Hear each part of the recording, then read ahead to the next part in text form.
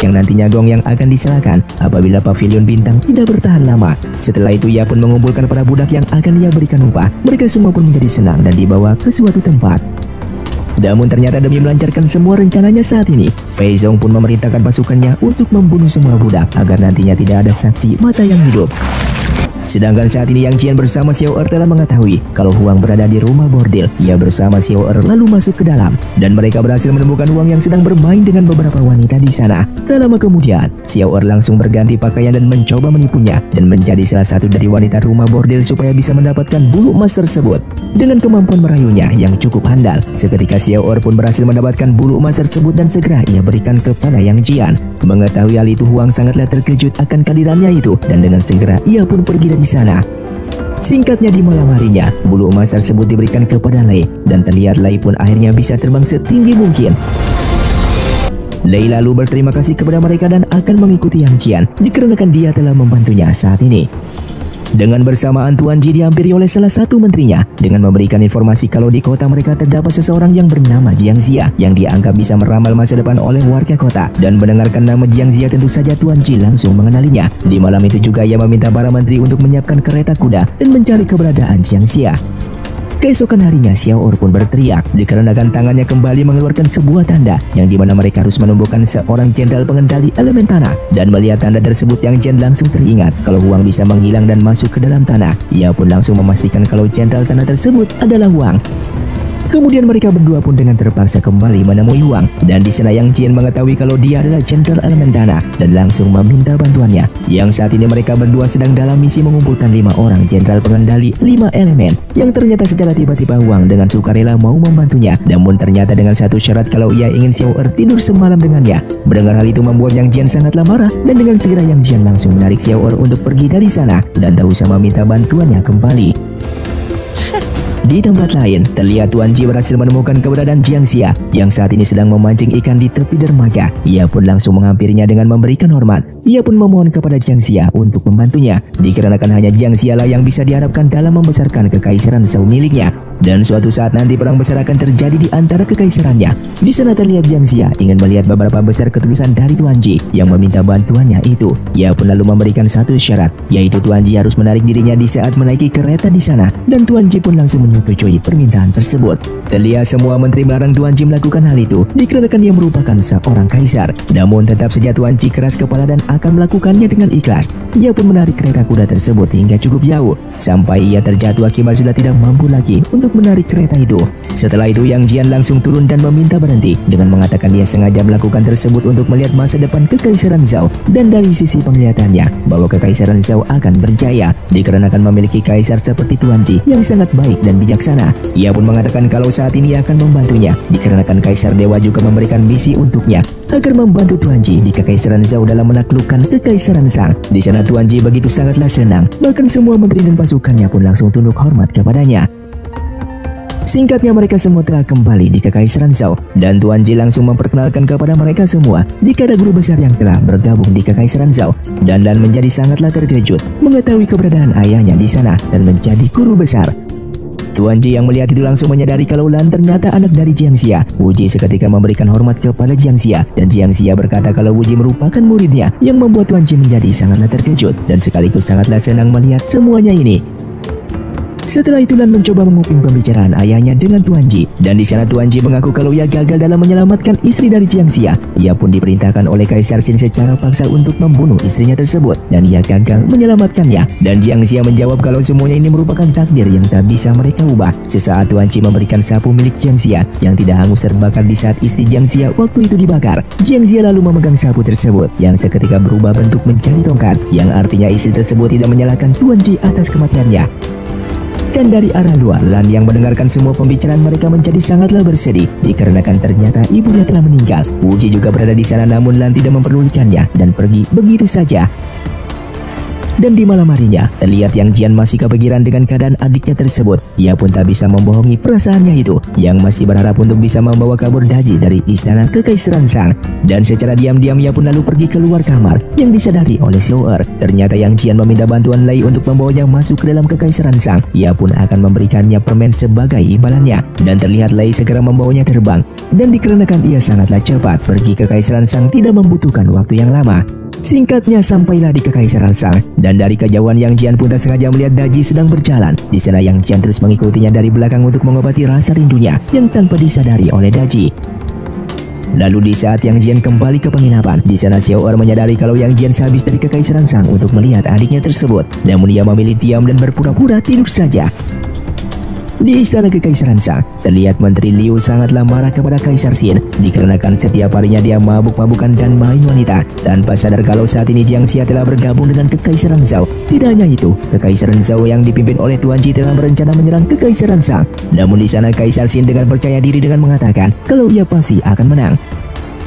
Setelah itu Gong dipanggil oleh Kaisar Xin, dan saat ini Kaisar Xin menyadari apa yang dikatakan oleh Gong ternyata benar. Seharusnya kemarin dia membunuh Jiang Xia bersama Tuan Ji dan mengikuti perkataan darinya. Hingga pada akhirnya Gong meminta Kaisar Xin untuk tidak usah khawatir dikarenakan sekarang Pavilion Bintang telah berhasil dibuat dan Kekaisaran Shang bisa mendapatkan bantuan dari para dewa. Namun meminta bantuan para dewa, Gong membutuhkan semua selir sang kaisar.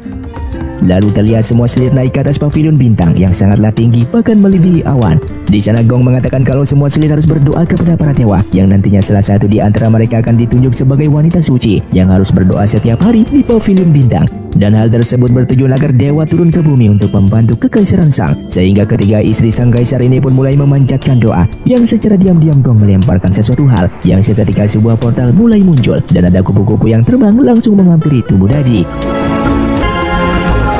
Di sana terlihat sang Kaisar Xin menjadi sangatlah senang dikarenakan ia menyangka jika dewa memilih Daji untuk berdoa setiap hari di kuil tersebut yang dipercaya bantuan dari dewa akan datang membantu Kekaisaran Shang. Namun tanpa Kaisar Xin sadari kalau semuanya ini hanyalah kebohongan dari Gong yang ingin menyingkirkan Daji. Dan di sini Daji menyadari kalau Gong sedang melakukan sesuatu hal kepadanya, namun ia tak bisa menolak permintaan dari Kaisar Xin dan akan berdoa di Pavilion Bintang setiap hari. Terlihat sang kaisar bersama Daji dan Menteri Liu sedang berada di Pavilion Bintang, yang dimana sang kaisar ingin menunjukkan kepada Liu kalau Daji adalah wanita suci yang dipilih oleh dewa untuk membantu Kekaisaran Shang. Yang pada awalnya Menteri Liu tidak percaya akan hal tersebut dikarenakan ia mengetahui betapa jahatnya Daji selama ini, yang ternyata secara tiba-tiba kabut tebal menyelimuti tempat tersebut dan mereka melihat ada banyak sekali anak kecil yang tiba-tiba berada di sana dan sedang memakan persembahan yang sudah dipersiapkan. Di sana Daji mengatakan kalau mereka semua adalah dewa yang turun ke bumi untuk menemui sang kaisar. Lantas sang kaisar menjadi sangatlah senang melihatnya. Namun Menteri Liu masih seperti tidak percaya bagaimana bisa Daji mendatangkan para dewa untuk turun ke bumi, yang ternyata semuanya itu bukanlah dewa, melainkan sanak keluarga dari Jusi yang merupakan iblis. Sang kaisar lalu menghampiri mereka semua dan menyambutnya dengan sangatlah baik. Namun anak-anak di sana meminta Kaisar Xin untuk melepaskan semua pakaiannya tersebut supaya bisa bersama dengan mereka. Sehingga Kaisar Xin tanpa sadar menuruti semua permintaan mereka dan akan melepaskan semua pakaiannya hingga tersisa pakaian dalam saja. Bahkan ia pun mabuk-mabukan di sana sambil bermain. Terlihat salah satu anak dihampiri oleh Daji dikarenakan tidak ikut bergabung dengan yang lainnya. Anak itu pun berkata ia tak suka bermain dan senang sendirian. Ia pun meminum arak tersebut yang dilarang oleh Daji untuk meminumnya. Namun anak itu menjawab kalau umurnya sudah 100 tahun. Oleh karena itu ia pun meminum arak tersebut. Kemudian Daji diberikan bunga yang indah olehnya sambil tertidur karena efek mabuk. Dan Daji segera menyembunyikan ekor anak itu agar tidak terlihat oleh Menteri Liu. Setelah itu Daji mencoba mengajak Menteri Liu untuk bekerja sama dengannya menyingkirkan sang kaisar. Ia akan membantunya untuk menjadi kaisar berikutnya dikarenakan seperti yang mereka lihat Kaisar Xin sangatlah tidak pantas menjadi kaisar. Yang ada hanya akan membuat Kekaisaran Shang menjadi hancur. Menteri Liu tidak mau melakukannya dikarenakan ia setia kepada Kekaisaran Shang. Meskipun ia tidak menyukai Kaisar Xin, namun bagaimanapun juga Kaisar Xin merupakan keponakannya. Di sana Daji sangatlah menyayangkan hal tersebut dan ia tidak akan bertanggung jawab apabila Kekaisaran Shang akan hancur di tangan Kaisar Xin suatu saat nanti. Yang tiba-tiba kabut kembali menyelimuti tempat tersebut dan anak-anak di sana bersama Daji dan sang kaisar seketika menghilang dari sana. Kemudian Menteri Liu yang hendak pergi sesaat melihat ada dua orang anak yang masih berada di sana dan ia pun melihat terdapat ekor di tubuh mereka, sehingga Menteri Liu yang curiga langsung menyadari kalau anak-anak ini bukanlah dewa melainkan iblis. Dan pada akhirnya ia pun mengikuti secara diam-diam dari belakang di mana tempat tinggal iblis rubah tersebut.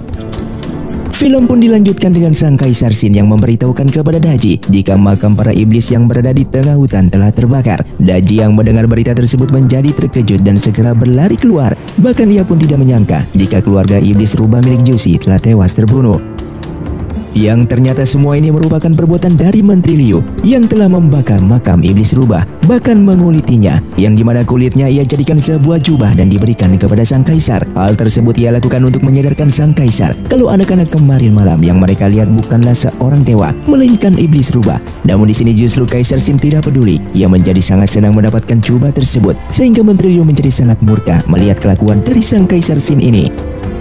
Sementara Daji saat ini sedang bersedih, ia pun meminta maaf kepada Jusi yang telah membantunya. Namun saat ini semua keluarga milik Jusi malah telah tewas terbunuh. Lalu Jusi pun menjawab jika semuanya ini bukanlah kesalahannya, melainkan Menteri Liu yang telah membunuh keluarganya tersebut. Sehingga Daji bersama Jusi akhirnya sepakat untuk membunuh Menteri Liu sebagai balas dendamnya. Setelah itu Fei Zong pun ditangkap oleh Gong dengan mengatakan kalau pavilion bintang saat ini akan hancur akibat bangunannya tidak kuat. Ia pun menyalahkan Fei Zong yang memperkerjakan para budak yang asal-asalan untuk membangun pavilion tersebut. Agar dirinya tidak terkena masalah, Fei Zong pun mengaku kalau ia sudah melakukan tugasnya dengan benar dan tidak melakukan kesalahan apapun. Ia pun mulai berbohong dengan memberikan pendapat mungkin saja pavilion bintang saat ini akan hancur akibat Menteri Liu yang membakar makam iblis rubah, sehingga para iblis menjadi dendam dan melakukan semuanya ini. Dan semua pendapatnya itu didukung oleh Daji, dikarenakan memang dari awal Daji berniat membunuh Menteri Liu untuk balas dendam, sehingga sang kaisar mempercayai semua perkataan mereka dan menyalahkan Menteri Liu sebagai dalang di balik ini semua. Singkatnya, Menteri Liu akan pergi ke makam para iblis untuk meminta maaf atas perbuatannya tersebut. Namun di tengah perjalanan ia bertemu dengan Jiang Xia. Di sana Jiang Xia membaca masa depannya kalau Menteri Liu akan terbunuh, dan ia pun memberikan sebuah pil untuknya agar bisa kembali hidup. Di sana Jiang Xia tidak ingin Menteri Liu tewas begitu saja. Oleh karena itu ia pun mengajaknya untuk bergabung dengan Kekaisaran Zhao dan menghancurkan Kaisar Xin. Dengan begitu apabila Kaisar Xin telah tewas maka Kekaisaran Shang akan kembali damai. Bahkan di sana ia pun menyuruhnya untuk pergi ke arah barat jika ingin menemuinya. Yang ternyata semuanya ini hanyalah mimpi dari Menteri Liu. Namun pil pemberian dari Jiang Xia benar-benar berada di tangannya tersebut. Setelah itu Fei Zong datang ke sana dengan meminta Menteri Liu untuk menghadap ke sang kaisar sekarang juga. Yang ternyata Kaisar Xin memanggilnya saat ini karena akan membunuhnya meskipun dia merupakan pamannya. Namun kehadiran Menteri Liu membuatnya sebagai sang kaisar seperti tidak memiliki martabat, dikarenakan hanya Menteri Liu lah yang selalu membantah perintah dan berani melawannya. Mendengar hal itu semakin marahlah sang kaisar yang membuat langsung mengacungkan pedangnya ke hadapan Menteri Liu. Namun di sana Menteri Liu mengambil sendiri sebuah pisau dan melakukan bunuh diri, dikarenakan ia tidak sudi mati di tangan keponakannya sendiri. Singkatnya, Menteri Liu ternyata masih hidup dan ia pun pergi dari istana menggunakan kuda, dan Tuan Wu Cheng yang melihatnya pun segera untuk mengejarnya. Di tengah perjalanan Menteri Liu bertemu dengan seorang ibu-ibu yang menjual sayuran, yang ternyata itu bukanlah seorang manusia melainkan Jusi yang sedang menyamar dan langsung membunuhnya. Pil yang dimakan oleh Menteri Liu keluar dari tubuhnya dan diambil oleh Jusi, dan dia tahu pil itu pemberian dari Jiang Xia. Namun terlihat Menteri Liu masih mampu bertahan dan belumlah mati. Dan di saat Jusi yang akan membunuhnya tiba-tiba terlempar dikarenakan pil tersebut mengeluarkan cahaya. Tak lama kemudian Tuan Wu Cheng berhasil menemukannya, namun dia terlambat dikarenakan Menteri Liu akhirnya tewas di tempat. Sementara di istana, terlihat Jusi yang sekarat dibantu oleh Daji dengan memberikan jiwa milik Menteri Liu yang telah diambil. Hal tersebut membuat Jusi kembali sehat. Namun ia justru marah kepada Daji dikarenakan selama ini ia sudah tidak memakan jiwa manusia lagi, agar ia terlihat seperti manusia biasa. Yang ternyata Jusi yang ingin menjadi manusia dikarenakan menyukai Daji, yang membuat Daji sangatlah terkejut mendengarnya. Dan kemudian Jusi berusaha melepaskan cincin di tangan Daji agar kontrak mereka selesai. Namun seketika ia sendiri tidak bisa melepaskannya, yang ternyata dikarenakan Daji memiliki sifat jahat yang bahkan melebihi seorang iblis. Kemudian Jusi pun memintanya untuk berhenti dan keluar dari istana dikarenakan dia tak ingin Daji celaka. Namun Daji menolak hal tersebut dikarenakan sebelum ia bisa membunuh sang kaisar dan menghancurkan Kekaisaran Shang, maka ia tidak akan berhenti menjadi jahat. Sementara di istana Kekaisaran Shang, terlihat Kaisar Xin yang berjalan bersama Daji tak sengaja melihat seorang wanita yang sangatlah asing. Daji mengatakan kalau wanita tersebut adalah istrinya Tuan Wu Cheng, yang ternyata Kaisar Xin justru menyukainya, sehingga Daji memanfaatkan kesempatan itu dengan mengatakan kalau ia akan mengundang istri dari Tuan Wu Cheng tersebut untuk datang ke pavilion bintang. Kemudian Selir Huang meminta kakak iparnya tersebut dan memintanya untuk segera pergi dari sana, dikarenakan dia curiga undangan dari sang kaisar untuknya datang ke pavilion bintang pasti memiliki maksud dan tujuan tertentu, dikarenakan dia tahu betapa jahatnya sang Kaisar Xin. Mereka yang sedang mengobrol tiba-tiba dihampiri oleh Daji yang meminta istri Tuan Wu Cheng untuk segera ke pavilion bintang dikarenakan sang kaisar mengundangnya. Namun siapa sangka sang kaisar yang sudah tidak sabar justru datang ke sana. Melihat kedatangannya istri Tuan Wu Cheng sangatlah terkejut dan menjatuhkan sapu tangannya, dan Kaisar Xin segera mengambilnya dengan mencium sapu tangan tersebut. Di saat berada di pavilion bintang, terlihat Kaisar Xin mengajak istri Tuan Wucheng ini untuk duduk bersamanya, dikarenakan ia ingin menjadikannya sebagai selir yang baru. Namun di sana selir Huang menjadi sangatlah marah, dikarenakan wanita yang akan diambilnya itu adalah kakak iparnya, istri dari Tuan Wucheng. Namun Kaisar Xin justru tidak peduli dan langsung melemparkannya dari pavilion bintang tersebut. Dan melihat hal itu, Daji segera menyelamatkannya. Namun usahanya tersebut terlambat, yang membuat selir Huang tewas terjatuh. Sementara itu istri Tuan Wucheng juga akan bunuh diri. Ia pun mengatakan lebih baik ia mati daripada mengikuti nafsu bejat dari sang kaisar. Dan pada akhirnya ia pun juga tewas terjun dari sana. Sementara pelayan yang berada di bawah seketika langsung berteriak di saat melihat selir Huang bersama istri Tuan Wucheng tewas di tempat. Sementara di tengah hutan, terlihat pasukan dan beberapa menteri masih berduka atas meninggalnya Menteri Liu. Namun di sana mereka berhenti sejenak dikarenakan mendapatkan informasi duka kalau selir Huang dan istri dari Tuan Wucheng ini telah tewas jatuh dari pavilion bintang, sehingga Tuan Wucheng pun menjadi sangat syok mendengarnya. Dikarenakan peristiwa ini, Tuan Wucheng menjadi marah dan kembali ke istana Kekaisaran Shang, sehingga ia membawa pasukannya untuk menyerang istana dan akan membunuh sang kaisar demi membalaskan dendam atas meninggalnya adik dan istrinya tersebut. Namun di sana Jenderal Ji menghentikan tindakannya tersebut, sehingga pasukan dari Tuan Wucheng memilih untuk mengalah.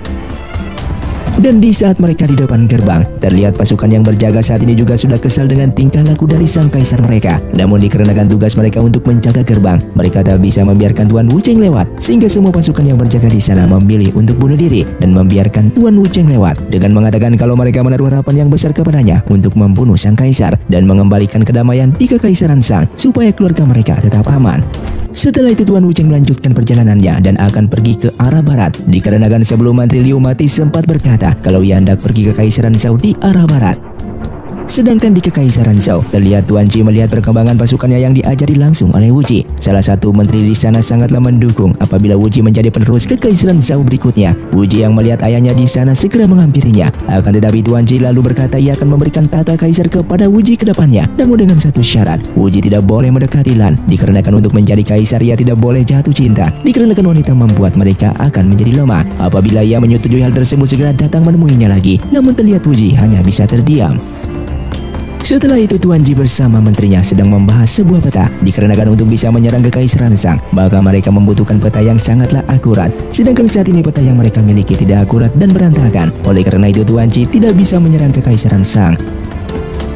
Di tempat lain, terlihat Tuan Wucheng bersama pasukannya telah berjalan selama 3 hari dan masih setengah jalan lagi untuk bisa sampai di Kekaisaran Zhou. Di saat sedang beristirahat, tiba-tiba Jenderal Ji berhasil menemukan mereka dan Tuan Wucheng dengan Jenderal Ji akhirnya akan bertarung, dikarenakan Tuan Wucheng menolak untuk kembali ke Kekaisaran Shang, sehingga mereka berdua pun bertarung di sana.